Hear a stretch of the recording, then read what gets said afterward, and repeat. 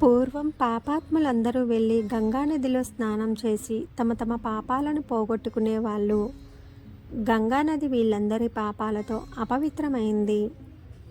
ఆ పాపాల నుండి విముక్తికై ఆవిడ శ్రీ మహావిష్ణువుని ప్రార్థించింది.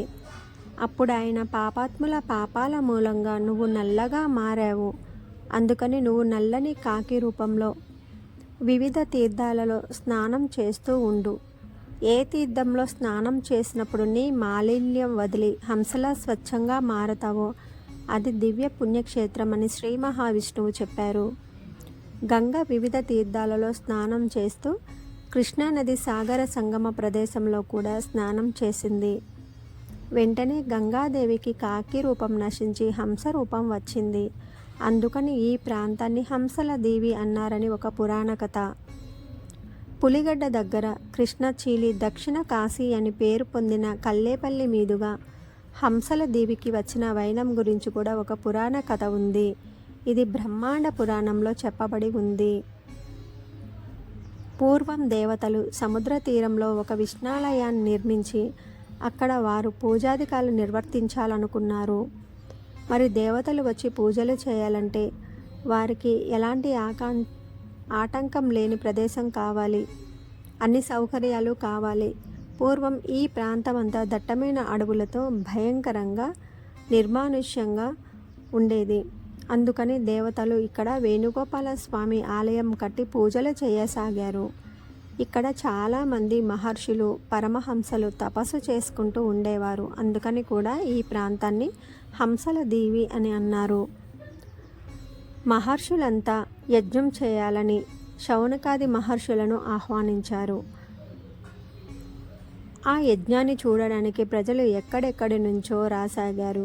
గోదావరి తీరాన నివసించే కవశుడు అనే మహర్షికి కూడా ఆ యజ్ఞం చూడాలనిపించింది. ఆయన బ్రాహ్మణ మహర్షికి శూద్ర జాతి స్త్రీకి జన్మించినవారు. గొప్ప తపస్సంపన్నుడు. అనేక మంది శిష్యులకు మోక్ష మార్గాన్ని బోధించేవాడు. కొందరు శిష్యులను వెంటబెట్టుకుని యజ్ఞం చూడడానికి కవశుడు కూడా వెళ్ళాడు. ఈయన వెళ్ళిన సమయంలో యజ్ఞం జరిగే చోట పెద్దలెవ్వరూ లేరు. శిష్యులు కొందరు కార్యక్రమ నిర్వహణలో నిమగ్నం అయ్యారు.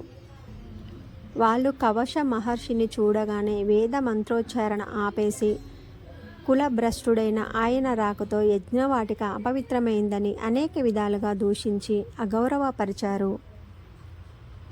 కవశుని శిష్యులు వారించబోగా కవశుడు వాళ్ళని అడ్డుకుని అక్కడి నుండి మునులకు క్షమాపణ చెప్పి దేవతలు నిర్మించిన వేణుగోపాల స్వామి ఆలయం ముందు నిలిచి విచారిస్తూ శ్రీకృష్ణుని గురించి స్తోత్రాలు చేయడం మొదలుపెట్టాడు.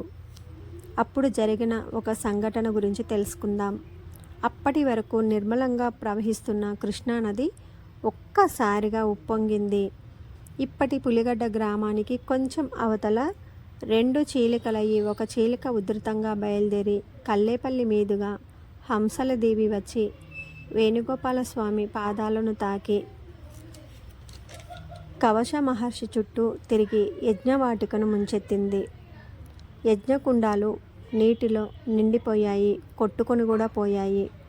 ఋత్విక్కులు నీటిలో కొట్టుకుపోయారు. మునులు కూడా కొందరు నీటిలో కొట్టుకొని పోయారు. భయంకరమైన ఈ అకాల ప్రళయానికి కారణం శౌనకాది మహర్షులు దివ్య దృష్టితో చూసి కవశ మహర్షికి జరిగిన అవమానం వల్ల ఇదంతా జరిగిందని గ్రహించి కవశుని దగ్గరకు పరుగున వెళ్ళి క్షమించమని వేడుకున్నారు. అప్పుడు కవశ మహర్షి, క్షమించటానికి నేనెవరిని? నా అవమానం చెప్పుకొని శ్రీకృష్ణుని దగ్గర బాధపడ్డాను. దానికి ఆ దేవదేవుని పేరుతోనే ఉన్న నదీమ తల్లి వచ్చి నన్ను ఊరడించింది.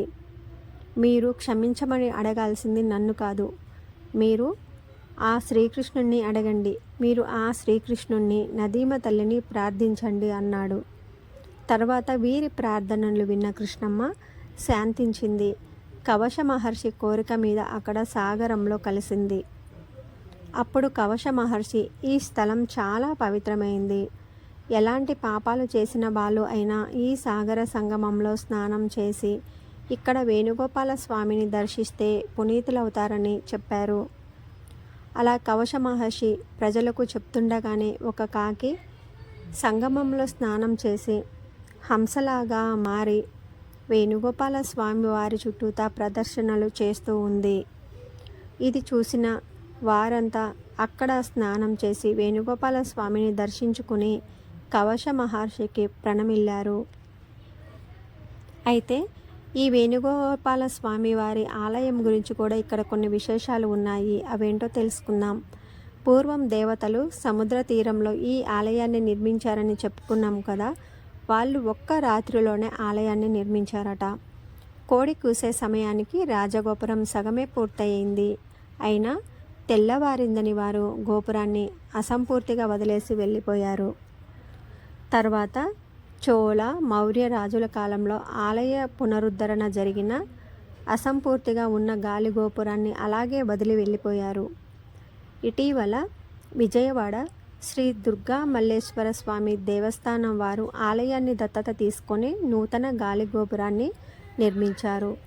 పురాతన గాలి గోపురం శిథిలాలు ఇప్పటికీ ఆలయ పరిసర ప్రాంతాల్లో మనకి కనిపిస్తాయి. ఇక్కడ వేణుగోపాల స్వామి వారి ఆవిర్భావం గురించి కూడా ఒక పురాణ కథ ఉంది. అది కూడా ఇప్పుడు మనం తెలుసుకుందాం. పురాతన కాలంలో ఈ ప్రాంతంలో ఆవులు ఎక్కువగా ఉండేవి. అందులో కొన్ని ఆవులు ఇంటి దగ్గర పాలు సరిగ్గా ఇవ్వకపోవడంతో వాటిని జాగ్రత్తగా కాపలా కాశారు. అవి వెళ్ళి ఒక పుట్ట దగ్గర పాలు వర్షించటం చూసి గోపాలుడు కోపంతో అక్కడ ఉన్న చెత్తా చెదారం పోగు చేసి ఆ పుట్ట మీద వేసి ఆ పుట్టని తగలబెట్టాడు. పుట్టంతా కాలిపోయి అందులో స్వామి శరీరం తునాతునకలైంది. స్వామిని చూసిన గోవుల కాపరి వెంటనే మంట ఆపివేశాడు. అందరూ వచ్చి పుట్ట తవ్వి చూడగా ముఖం తప్ప మిగతా శరీరం అంతా చిన్నాభిన్నమైన స్వామిని దర్శించారు. అది చూసి వారంతా సతతం అవుతున్న సమయంలో స్వామి ఒకరికి కలలో కనిపించి పశ్చిమ గోదావరి జిల్లాలో కాకరపర్తి అనే గ్రామంలో భూస్వామి ఇంటి ఈశాన్య మూలగల కాకర చెట్టు కింద ఉన్న నన్ను తీసుకువచ్చి ఇక్కడ ప్రతిష్ఠించమని ఆనతిచ్చారు. ఆ విగ్రహమే ఇది. నల్ల శానపు రాతితో చెక్కిన విగ్రహంలాగా కాక నీలి మేఘ ఛాయతో విరజిల్లుతోంది. దేవాలయంపై పెద్ద రాతి దూలాలు అమర్చబడి ఉన్నాయి. ఈ ప్రాంతంలో కొండలు గుట్టలు కానీ పర్వతాలు కానీ లేనే లేవు. ఆ రాతి దూలాలని ఇప్పుడు తీసుకురావాలన్న చాలా వ్యయ ప్రయాసలతో కూడుకున్న పని. మరి ఎటువంటి సౌకర్యాలు లేని కాలంలో వాటిని ఎక్కడి నుంచి తెచ్చారో తలుసుకుంటే ఆశ్చర్యం వేస్తుంది. భగవంతుని కృప ఇలానే ఉంటుంది, మనం అంచనా వేయలేం కదా. ప్లీజ్ విజిట్ అవర్ హంసల దేవి. జై శ్రీకృష్ణ.